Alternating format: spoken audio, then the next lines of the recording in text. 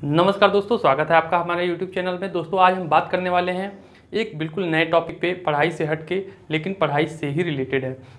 नई education policy, जो new education policy 2020 है, वो जो है अब देश में आ चुकी है।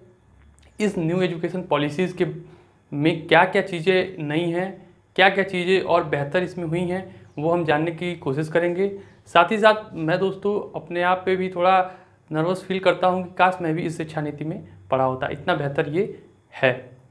पूरे डिटेल में देखेंगे कि हम 10+2 के लेवल में जो है क्या बड़े बदलाव हुए हैं, साथ ही साथ हायर एजुकेशन में जो है क्या बड़े बदलाव हुए हैं, तो इसको देखने की कोशिश करते हैं। इससे पहले जो है हम इसके बैकग्राउंड में चलते हैं, इसके हिस्ट्री में चलते हैं। तो सबसे पहले जो है 1968 यानी 1968 में इंदिरा गांधी के सरकार में जो है पहली एजुकेशन पॉलिसी हमारे देश भारत में आई थी।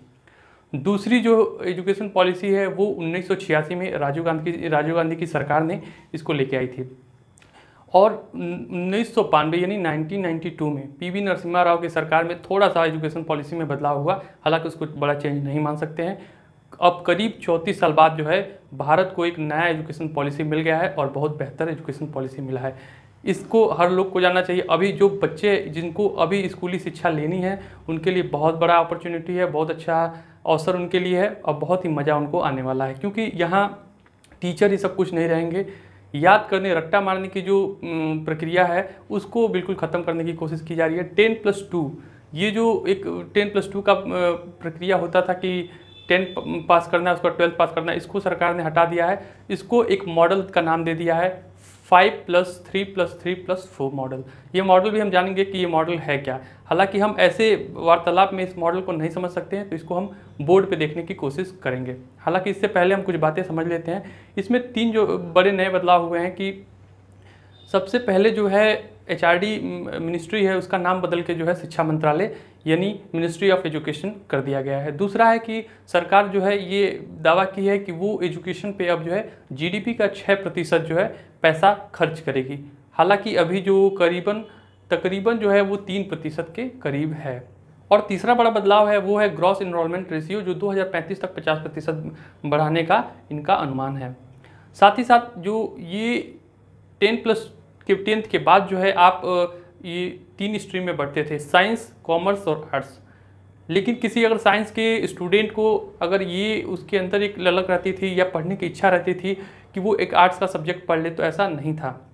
लेकिन अब जो है ऐसा बिल्कुल नहीं है, आप साइंस के साथ साथ आर्ट के सब्जेक्ट पढ़ सकते हैं। अगर आपको फिजिक्स में इंटरेस्ट है तो उसके साथ आप आर्ट्स का कोई सब्जेक्ट ले सकते हैं।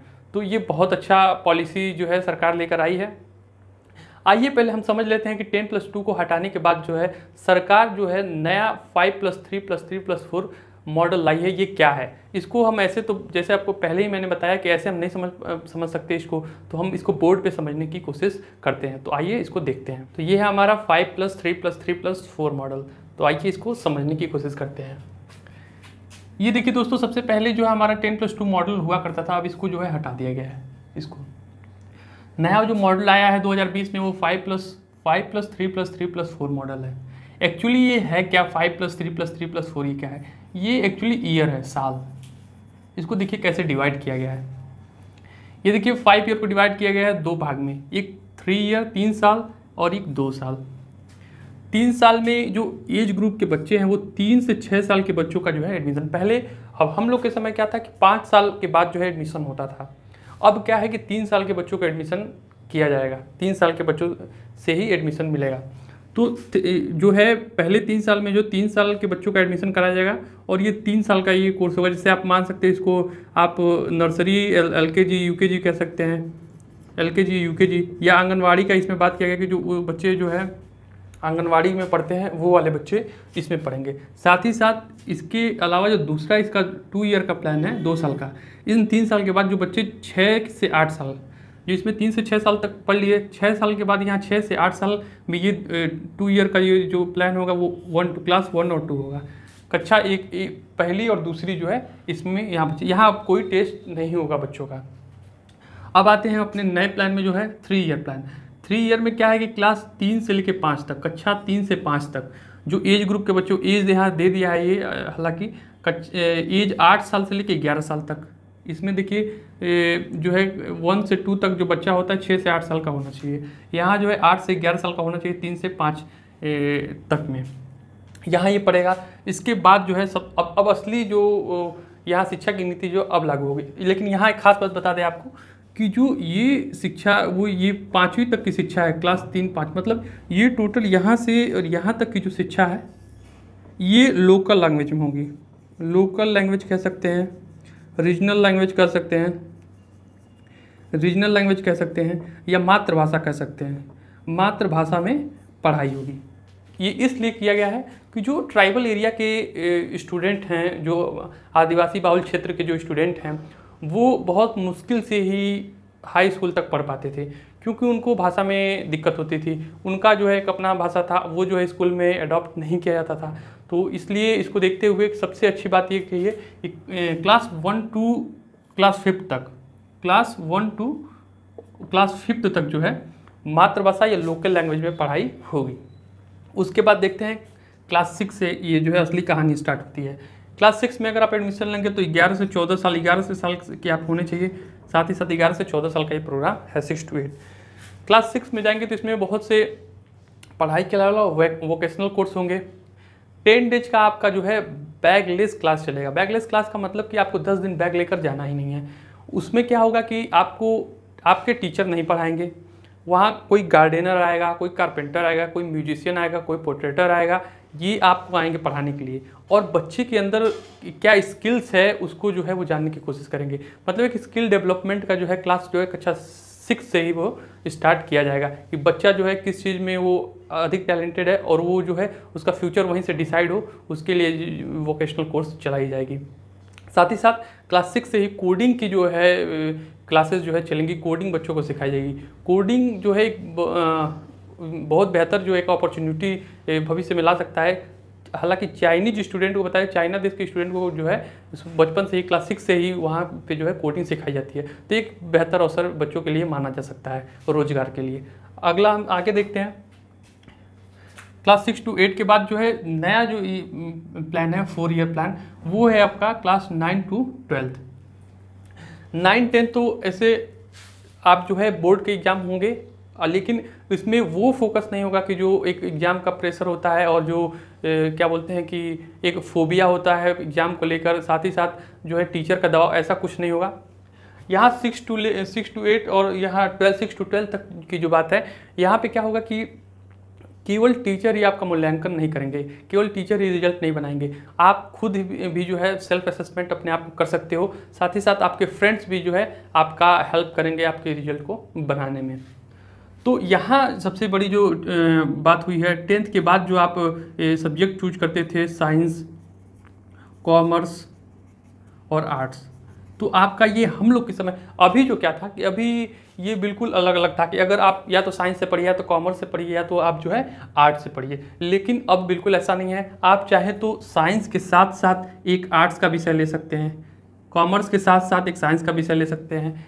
ऐसे जो है आपको जिस विषय सब्जेक्ट में इंटरेस्ट है, आप ओपन हैं, आप बिल्कुल आज़ाद हैं सब्जेक्ट चूज करने के लिए। तो एक बहुत ही बेहतर जो है ये नियम आ गया है। हालांकि जो स्टूडेंट बहुत इंटरेस्टेड होते हैं लेकिन वो ले नहीं पाते हैं, और अब वो जो है बिल्कुल ऐसा कर सकते हैं और अलग स्ट्रीम का सब्जेक्ट लेके पढ़ सकते हैं।